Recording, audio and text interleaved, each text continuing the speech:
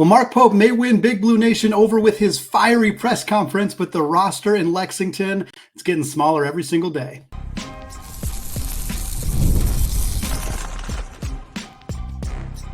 You are Locked On College Basketball, part of the Locked On Podcast Network. Your team every day. What's up, folks? Happy Tuesday. Welcome into the Locked On College Basketball Podcast, a daily national college hoop show, part of the Locked On Podcast Network, your team every day. I am your host, Andy Patton. You're joining us at the place to get your college basketball content every day. I want to thank all of you who have made this show your first listen or your first watch of the day. Special shout out to those everyday listeners. Special shout out to those of you who have joined us on our Discord channel. If you have not done so yet, there is a link in the show notes. It is free. We're hanging out, talking college hoops 24/7. Today's episode is brought to you all by FanDuel. Folks, make every moment more. Right now, new customers get $150 in bonus bets guaranteed. That's $150 win or lose. So visit FanDuel.com/lockedon to get started. All right, folks, joined today by Lance Daw, the host of the Locked On Kentucky podcast, because, folks, that has been the story in college basketball since the end of the NCAA, the national championship, kind of even before that. It's been the story of Kentucky basketball. And Lance, what an incredible week-ish, 8-10 days, whatever it's been for this Kentucky program. We had about a week and a half ago, John Calipari, still the head coach in Lexington. Nothing really had changed. All of a sudden, he goes and leaves for an SEC rival at Arkansas. A bunch of high-profile candidates turned down the Kentucky job quite publicly. All of a sudden, AD Mitch Barnhart takes a big pivot and hires Mark Pope without a lot of other candidates that many had kind of expected to get a call, get a conversation. Didn't go to any of those people, went straight to Mark Pope from BYU. A lot of players have entered the transfer portal. A lot of players have requested out of their NILs. Lance, this all happened in a week. Like, if you wanted to take a little break at the end of the NCAA tournament, you did not get an opportunity to do so. So now that the dust has settled just a little bit on everything going on, I'm kind of curious to get your thoughts and where Big Blue Nation's pulse is at. Where is this fan base? Where are you personally with everything that has happened now that we've kind of gotten a little bit of room from this hire? Well, like you said, it's been a roller coaster. I mean, if you want to go all the way back to March 27th, Coach Cal, it was announced that he would be officially returning for Kentucky. And then on April 6th, I put out an episode talking about Cal potentially moving to Arkansas. And through that time period, there was it's been a fascinating turn from the loss to Oakland, where it went from last season, the disappointment of losing in the round of 32 to Kansas State. I'm like, oh, okay, well, people are starting to get frustrated with Cal and where everything's at, to this season losing to Oakland with all of that talent, individual talent on roster. People became, they weren't just upset. They wanted it. They wanted it to be over. A genuine amount of the fan base wanted Coach Cal to be gone. And once it was announced that he was returning, there was just such an interesting, I think, back and forth online, as well as with different people that I talk to that are actually in Lexington, that are actually fans, just kind of feeling weird about the entire situation of, should we give Coach Cal another year? How do we feel about these incoming freshmen? Do we feel like we should go get different portal players and maybe supplant them? Do we even need to be in this situation to begin with? Should we just be done? Should we give it another shot? Just a lot of confusion and frustration, I think, from the online and the actual in-person fan base. And then everything just kind of took off with Cal obviously potentially leaving for Arkansas. Then he did leave for Arkansas. Then it was just a massive freak out. I don't know if you ever seen that SpongeBob meme where it's just a bunch of different little SpongeBobs running around this massive room on fire. And I think the caption's normally "Who let him cook?" That was Big Blue Nation for about 3 or 4 days. And then there was the Dan Hurley, the Scott Drew, the Nate Oates, the consecutive no's from really good head coaches. The fan base starting to get a little exasperated and saying, okay, let's go get Billy Donovan the day that Scott Drew said no. And then by the time the night was over, Mark Pope was your head coach. And so it's just been a serious, legitimate roller coaster of up and down and up and down. But to say all of that, Andy, coming out of it now, I think the majority of Big Blue Nation is definitely behind this hire, for I think the main reason being that Mark Pope has made it very, very clear He's one of us. Yep. Former Kentucky Wildcat, captain of that 1996 team.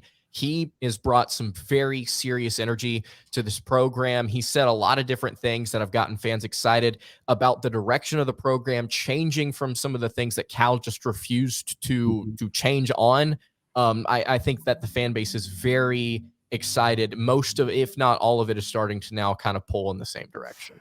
One of the takes that I had on the show, I think on Friday's episode when Pope we kind of did a live reaction show right after Pope got officially introduced. And right. I kind of felt like Mitch Barnhart didn't do Coach Pope a lot of favors maybe not in his timeline, but it seemed like it was very rushed to get Pope in, like it happened right after Scott Drew said no. And like you said, people were kind of expecting more of a back and forth with Billy Donovan, which sounds like there was communication, but not a ton. And again, the other candidates that I don't know how seriously Big Blue Nation wanted these candidates, but people like, Sean Miller or Chris Beard or whomever. And all of a sudden, Mark Pope just kind of gets pulled in really quickly. And I think that caused, it seemed like a lot of panic initially. And then by the time we had this press conference and he comes rolling out with other members of that 1996 national championship team, he comes out carrying the trophy. And it seems like he just absolutely killed that press conference. And most people know who listen to the show. I also do Locked On Zags. So I'm very familiar with Mark Pope from his time at BYU.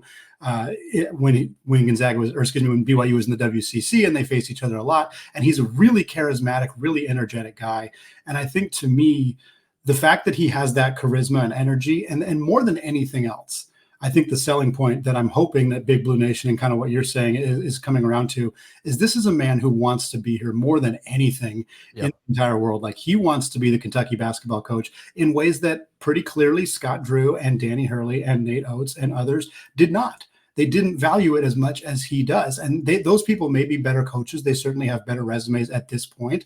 But if you're trying to sell your program and you're trying to recruit at a high level and get guys in who are going to buy in, who are going to wear that jersey proudly with the word Kentucky on the front, you want a coach who really wants to be there. And there was not a better candidate out there than Mark Pope. And I think his press conference really sold that.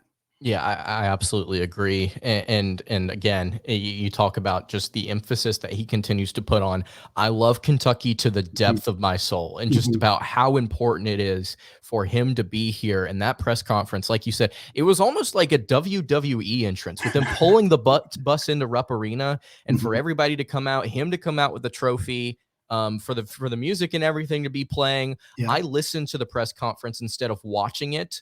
And the atmosphere, Andy, of Rupp Arena, whenever they cut him off to just chant at a couple of different points, it was a very powerful thing. It was not just a press conference, quote unquote. That was a revival. That was just an insane atmosphere. And getting to see him, getting to see what he's about, the energy, the excitement, the passion, the want to, everything that he said about the things he's going to change, about the things that they're going to do, about understanding the expectations and not shying away from the fact that Kentucky is expected to win. And so he is going to win. He said all the right things. I mean, if we're equating this to how far did you hit the ball if you're playing baseball, I mean, this is a 550-foot homer. I mean, he just crushed this ball. Well, one of the other really interesting things that I think has kind of come out of, I think less about Pope, a lot about Pope, but also about Calipari leaving, has been kind of Rick Pitino's renewed interest in Kentucky basketball. I guess that's the best way to put it. He was very strong advocate for this hire. He went to Mitch Barnhart, said, you got to hire Mark Pope. Obviously, he coached him on that 96 team. Now he's like super juiced about it. He's doing like videos from his office in St. John's, talking about how excited he is, talking directly to Kentucky fans. Now it sounds like there's going to be an actual game between St. John's and Kentucky next year. Mark Pope basically said in the press conference, hey, let's play St. John's.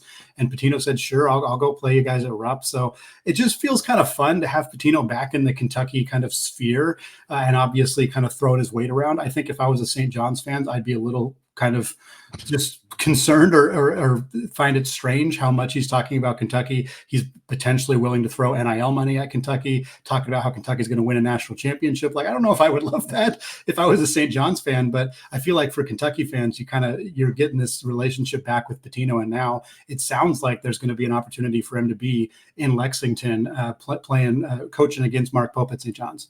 Yeah, first of all, that video he put out supporting Mark Pope, really classy to put a statement like that out and give full support. Like you said, if I'm a St. John's fan, I'm a little confused because you want to be given full support to your university, but Pitino's so far along in his career, I feel like it's starting to get to the point where it's like you can kind of get away with stuff like that. I mean, like it's understandable, especially given his ties to the Wildcats. So would love to see him in some type of, I don't know what type of role, but whenever he's done at St. John's, whenever he's done with his career, bring him back to Kentucky, bring him back to Lexington, and let him be somebody that kind of can show this program off. I absolutely have loved the comments that Pitino has made, obviously supporting, like you said, Mark Pope to Mitch Barnhart, trying to get this hire done. It happened. Getting a home and home with St. John's. I think I said this before Pitino put his first video out. If I'm not mistaken, a few people also said this on Twitter about let's get this going. Let's get a home and home. Let's get a game going. To add it to the non-con slate this year. And I think it's going to bring a lot of excitement to get him back into Rupp. I think it's going to be something really special to see. Nothing but love for Pitino and what he's had to say about UK. I'm thrilled that he kind of wants to get back involved here now that Pope's here. Well, Lance, Pope may have won over a lot of Big Blue Nation with his press conference. It sure sounds like he has, but he's still got a lot of work to do to build a roster. And of course, it's only mid-April, but there's still more players leaving Kentucky than there are entering right now. So we're going to talk all about that, what it's going to take for him to build a roster next season. We're going to get into that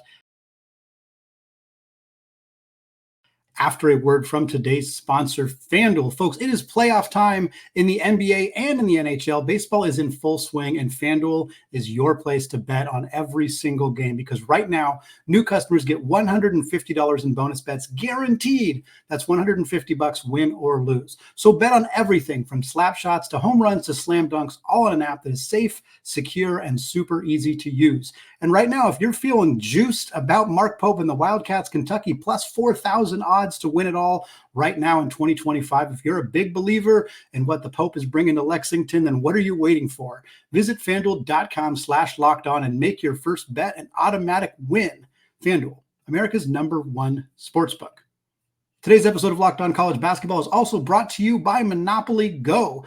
Folks, I've been told that I'm a pretty competitive person, and let's be honest, it's true. I have a competitive side. We all do. And my competitive side is a big fan of Monopoly Go.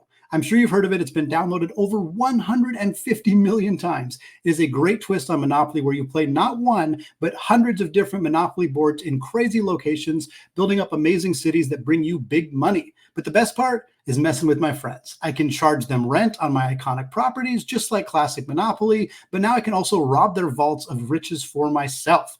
And the leaderboards show me who is the biggest Monopoly tycoon. But it's not just my competitive side that loves it. You can team up with friends and people all over the world in timed tournaments to earn huge rewards. So get in on the game and join your friends. Download Monopoly Go now, free on the App Store or Google Play Store.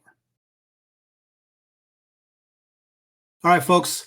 Welcome back here. Still Locked On College Basketball Podcast. Still hanging out here with Andy Patton and Lance Daw, the host of Locked On Kentucky. And Lance, sounds like the vibes are improved in Lexington. Feels like people are a little, like we said, the dust is settled. The press conference was an absolute A++ win for Mark Pope. But at the end of the day, you got to be able to not just talk the talk, but walk the walk. And right now, there's not a lot of a roster in Lexington, Kentucky in the 2024-25 season. Even before John Calipari left, we saw Duke Thiero enter the transfer portal. Now we've seen Aaron Bradshaw enter the portal. He's gone. He's going to Ohio State. Joey Hart's in the portal. DJ Wagner just entered the transfer portal. Big Z, Zvonimir, Ivisic, all those guys are in the transfer portal. And Mark Pope has said that he's been in contact with everybody. Obviously, we know Aaron Bradshaw is not returning. But at this point, how are you feeling? Do you think any of these guys are coming back? Do you think Pope's going to have to kind of restart with a new crop of guys? Does this feel like a lot of guys who are going to end up in the SEC at Arkansas against Kentucky? Kind of what's your read on some of these guys right now? Yeah, so my expectation is the majority of Kentucky's freshman class. I said after Cal left, you can expect every single player to leave. This would not shock me. And at the end of the day, we need to have a conversation about whether or not this is actually a massive problem for Mark Pope. It'd be nice to maybe get one or two kids to stay, but the reality is it's probably not going to happen. And you can talk about, there's been a lot of conversation about, how strong is this year's 2024 recruiting cycle? How good are these kids actually relative to the past few classes? And this is not one of those situations where now that they're leaving Kentucky, I'm going to bash on these kids and say, well, actually they stunk. But to be completely honest with you, it would take some serious development from a lot of these different guys to kind of get to where you would feel confident about, where they're at in college basketball and being extremely competitive. I like a couple of their different, I like aspects of their game, like Jaden Quaintance, obviously. Somto Cyril is just a grown man. Boogie Flan is a fun scorer. Carter Knox is a fascinating prospect. But right now, if I'm not mistaken, Billy Richmond, Travis Perry are their only two guys left. I would like to keep those two. Perry, obviously, most notably because of his Kentucky ties and his ability to shoot the rock. I think he could be good in Mark Pope's system. But as far as impact and as far as like where these kids are going, they're probably all going to Arkansas. I mean, as we are recording this, it just broke that Zvonimir Ivisic is transferring to the Hogs, which is awesome because I just put a video out asking whether or not he would. So I'm going to have to take that down and re-record that. But my expectation is for all these guys to go to Cal. And then we need to have the conversation of, okay, well, how good is Arkansas going to be then? Because if Kentucky could not win with all of this talent and they were not able to put on, is Arkansas going to be able to do literally anything different with all of these different freshmen that they're just trying to move over? It seems like with the staff, with the recruiting, with the personnel that Cal is trying to move with him, it's essentially him just saying, yeah, let's run it back. He's not changing. He's not changing who he is. He's not changing how he wants to run things. It's the same Cal, the same situation. And I'm going to be honest with you, I would be very surprised if there were different results. So with Mark Pope in the situation that he's in, absolutely he has to do a major job this offseason when it comes to getting portal talent, getting guys in that can fit his system and can win in year one, if that's what he expects to do. But at the same time, losing some of these different pieces, I don't necessarily know if it's the end of the world, Andy. I'd like to see Perry stay. I'd like to see Billy Richmond stay for that matter. But there are already a number of players that Kentucky is looking at in the transfer portal that I think would be good fits. A couple of them that have already got scheduled for visits. A couple of players from BYU who could very well transfer over. Experienced, good three-point shooting teams will do things in the regular season and hopefully maybe in March as well. So maybe I think Kentucky may come out on top here at the end of the day. I'm glad that you let me know about Ivisic. That's a fun thing to be able to break on the show here as we're recording. But I thought he would be a good fit in a Mark Pope offense. I didn't think he was going to stay. He was very connected to Calipari. It felt kind of all along like he was going to do exactly what he did and go to Arkansas. I thought he, more so than like DJ Wagner, is just not really a good fit in a Mark Pope offense. Like from what I've seen of Mark Pope's offenses and what I've seen of DJ Wagner, I'm not sure the fit's there. So that makes sense to me. I think Ivisic could have been a good fit, but not surprised. We'll have a conversation later in this week with neighbors at Arkansas about like how do they feel about just basically having the same coaching staff, the same players now. Like I don't know that I would feel great about that. Granted, Arkansas's last season was a nightmare, so I think they'll probably feel as long as it's better than last year, they'll be in a good spot. But for Pope, for Kentucky, the biggest player, and I do not think he's coming back, but the conversation that everybody's having is Reed Sheppard. Obviously, Mark Pope and Reed Sheppard's father, Jeff Sheppard, were roommates when they played together in the 96 team. They're very close. The families are close.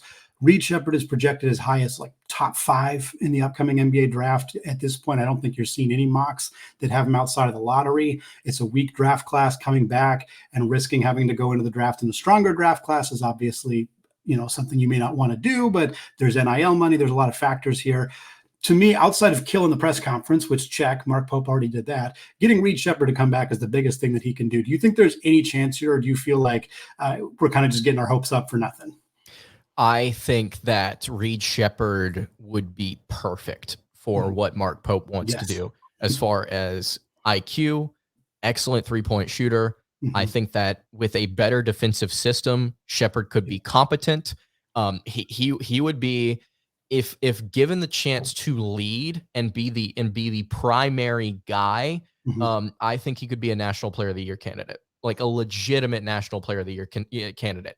All of this to say, reality says he's not going to return. And to be honest with you, if you are in his position, Would you? I mean, are you going to pass up potentially being a top 5, almost definitive top 10 pick?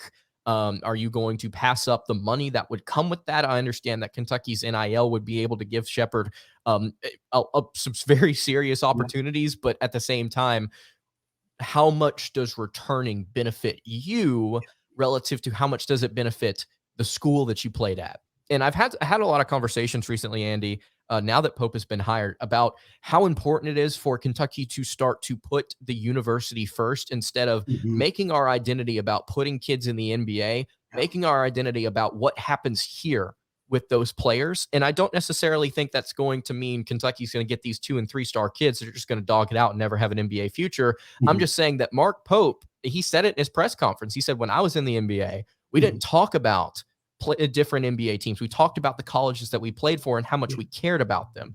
And I think that with kids like Sheppard, if he does return, that's a definite indication that Pope has been able to sell that vision to him, and Reed actually does care about that stuff. But at the same time, if you have situations like this, it's very, very difficult to pass up such a great opportunity to be able to go to the pros. And I think if I'm Sheppard, I'm staying in the draft.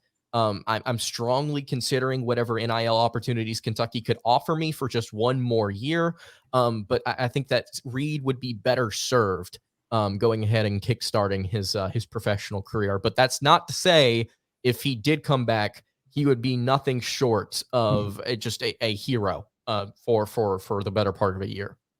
Last question for you, Lance. You talked about it briefly, but BYU's had a lot of players enter the transfer portal, as well as you would, of course, expect when their coach departs. 3 of them are ranked among the top 30 current players in the transfer portal at Evan Miyakawa's website. That would be Ali Khalifa, Richie Saunders, and Dallin Hall. I feel like there's maybe a subset of Big Blue Nation that's going to be like, well, our team is good enough that having a bunch of players who are on BYU we should be getting better than that. But BYU was a good team last year. They finished, a top 20 in KenPom. They got a 6th seed in the NCAA tournament, probably deserved a 5 seed. There was some scheduling uniqueness that caused them to get a 6 seed instead of a 5 seed. Really talented players here. Khalifa in particular is a great fit for what Mark Pope wants to do. He averaged 4 assists per game in less than 20 minutes as a 7-footer. That is insane levels of production as a passer. Saunders and Dallin Hall are good shooters, and that's what Mark Pope loves. So to me, I don't know if we're going to get all 3 in Kentucky, but it honestly wouldn't shock me if we did. Yeah. And I think that there might be some people who are like, oh, we don't want to just start BYU starting lineup, but these guys in particular coming over along with some of the other players that Pope's looking at in the portal could be a really, really nice fit in Lexington. Yeah, and there's a 4th player here for BYU that's also, if I'm not mistaken, entered his name into the portal as a 5th-year senior that I do also want to talk about as potentially a great fit. I'll start here with Ali Khalifa, one of the most fascinating players in college basketball this past season. Like you mentioned, 7 foot, 270 pounds, had almost a 33% assist rate as a bench player, which is just bonkers to me, or excuse me, as an occasional bench player, rotational piece at the very least, I should say, for BYU, because of how much they used Traore last year. But he's a respectable outside shooter. He can be utilized in pick and pop. He's just perfect for Pope's system. The only downside is he's not incredibly athletic. He's not a phenomenal defender. But what he does on the offensive end is excellent to watch. It's like, with all due respect to Khalifa, who I think would be excellent here, it's like Walmart brand Nikola Jokic, almost, where you're kind of getting where you're kind of trading the lack of like extreme supreme athleticism for just insane IQ, insane passing, insane ball movement with a solid outside shot as well. Khalifa is down to 3 schools right now: Kentucky, Louisville, and BYU. Taking a visit to Louisville. We'll see what happens there. And Richie Saunders, somebody else at that guard spot, solid outside shooter, very solid offensive rating, great true shooting percentage coming off of the bench, really, really solid inside the arc as well. I think that needs to be noted, shooting 63.6% inside the arc at 6'5". Another guard that I think could be good here. Dallin Hall was somebody that I was fired up about. Unfortunately, he does not have Kentucky included on his final list of schools, which is just such a shame. I'd love to see Kentucky try and maybe make a push because I really, really like him. There's a player actually that Kentucky's looking at in Oklahoma State, Javon Small, who statistically and as far as build, very, very, very similar to the way that Dallin Hall played at BYU. So maybe Mark Pope is looking at somebody from Oklahoma State to kind of fit the Dallin Hall mold for Kentucky's roster. And then the other player that I think I can get really fired up about is Jackson Robinson, the fifth-year senior who has entered the transfer portal just a few days ago, if I'm not mistaken. Jackson is somebody, according to members of the Kentucky media, that see somebody that Kentucky could add pretty quickly here to start things off in the portal. He's been posting. Jackson has stuff about Pope to his Instagram story. He posted a clip from his press conference to his story just yesterday. Robinson at 6'7", 190 pounds, respectable outside shooter, has very serious range, solid true shooting percentage to boot as well. Excellent foul line shooter, somebody that with that height and with that strength and with that experience would be probably my number one priority right now if I'm Kentucky in the portal. And then there's one more guy that, of course, that we can talk about here if Kentucky does end up getting him, and that's Amari Williams out of Drexel, 6'11", 265. Interesting player, a solid passer, solid big man in the post. Actually has some weight to him, unlike some of the front court players Kentucky had this past season. All of these different players, Andy. I mean, we're seeing these guys just all at all different places. Most notably, obviously BYU, but Kentucky's dipping into the portal, and if they can get their hands on some of these guys, Robinson, Khalifa, Saunders, I think Kentucky has the ability to not just be competent next season, but to actually win some games in the SEC. And I don't necessarily mean go out and win it outright, but you can see the potential here if Kentucky can actually just land some of these kids. And that's what Mark Pope has to go out and prove he can do, is actually land some of these players. Lance Daw, Locked On Kentucky. Thanks so much for coming on, my friend. We'll have you on again, certainly in a couple months when we have a better picture of what this roster is going to look like, who Pope added, who he didn't add, what it all shakes out like. Looking forward to having you back on to kind of look at what this first year of the Pope era in Lexington is going to look like. It's going to be a very fun offseason, Andy. Thank you so much for having me on. Big thanks to Lance Daw for joining us on today's show. We're going to switch gears, although we're sticking in the SEC, talking Tremont Mark, who has committed to Texas. Dylan Mitchell reportedly entering the transfer portal, as well as Tyrese Hunter. Rodney Terry's Longhorns going through a significant roster alteration. We're going to talk about that in just a second. Right after I tell you that today's episode of Locked On College Basketball is brought to you by LinkedIn Jobs. Folks, when you're hiring for your small business, you want to find quality professionals that are right for the role. And that's why you have to check out LinkedIn Jobs, which has the tools to help find the right professionals for your team faster and for free. Thankfully, LinkedIn is not just another job board. They help you hire professionals that you cannot find anywhere else, even those who aren't actively searching for a new job, but might be open to the perfect role. In a given month, over 70% of LinkedIn users don't visit other leading job sites. So if you're not looking on LinkedIn, you're looking in the wrong place. On LinkedIn, 86% of small businesses get a qualified candidate within 24 hours. Hire professionals like a professional on LinkedIn. Post your job for free at linkedin.com/lockedoncollege. That's linkedin.com/lockedoncollege to post your job for free. Terms and conditions apply. All right, folks, rounding out the show today, talking Texas Longhorns basketball, specifically talking Arkansas transfer Tremont Mark. He is headed to Texas. Mark averaged 16 points, just over 4 boards, about 2 assists, and 1.2 steals per game last year for the Razorbacks. He was pretty clearly the best player on a dysfunctional Hogs team in Eric Musselman's final year, of course, before John Calipari moved over and helped start this whole process of the Mark Pope to BYU or Mark Pope to Kentucky conversation that we had with Lance earlier. Mark, prior to being at Arkansas, spent 2 years at Houston. He averaged exactly 10.1 points in each of those 2 seasons. He was a 36% three-point shooter last year at Arkansas, but he was a career 32% three-point shooter. So that's never really been a huge part of his game.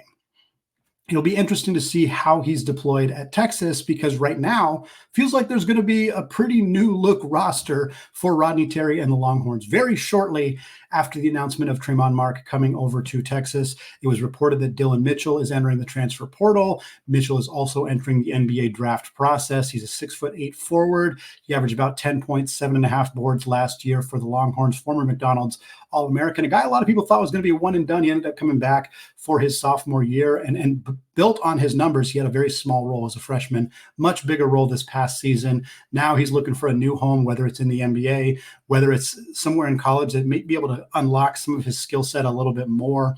Hard to say.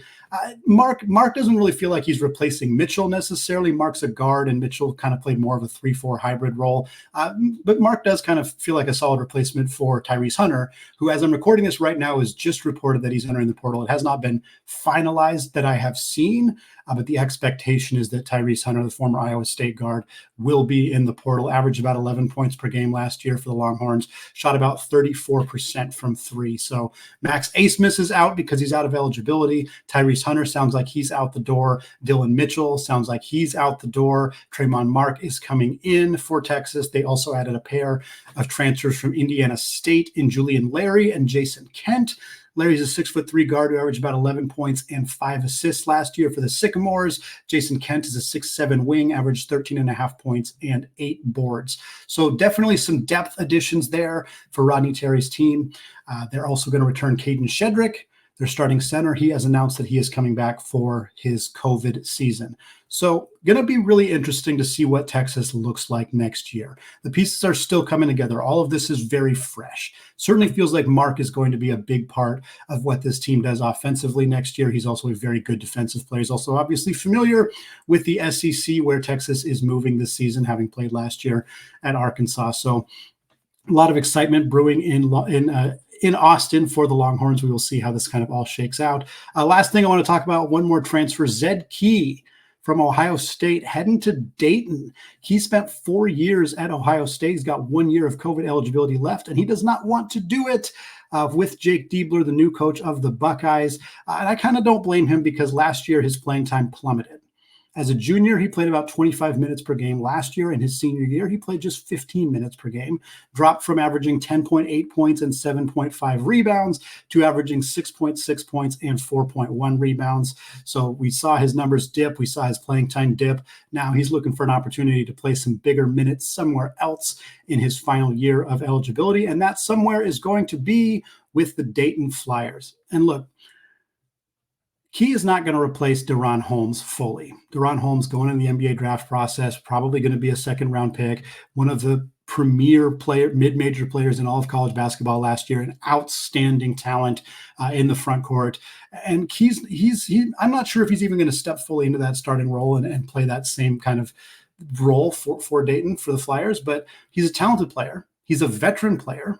He adds experience. He adds experience from the Big Ten to a Dayton team that is losing their star player. So I like this addition for Dayton. I like being able to get a player who's got this so much experience as a starter at a high-profile program in the Big Ten. I don't think Zed Key, he's not going to be DaRon Holmes. Certainly, that would be a huge ask for him, considering how great DaRon Holmes was this past year. But it's a nice landing spot for Key, and hopefully he finds a productive final season of his college career. You never want to see a guy in their senior year kind of not be able to produce at the level they produced at previously. So for him, getting one more shot at it, getting a chance to do it somewhere else, hopefully yield some positive results for the fifth-year senior with the Flyers.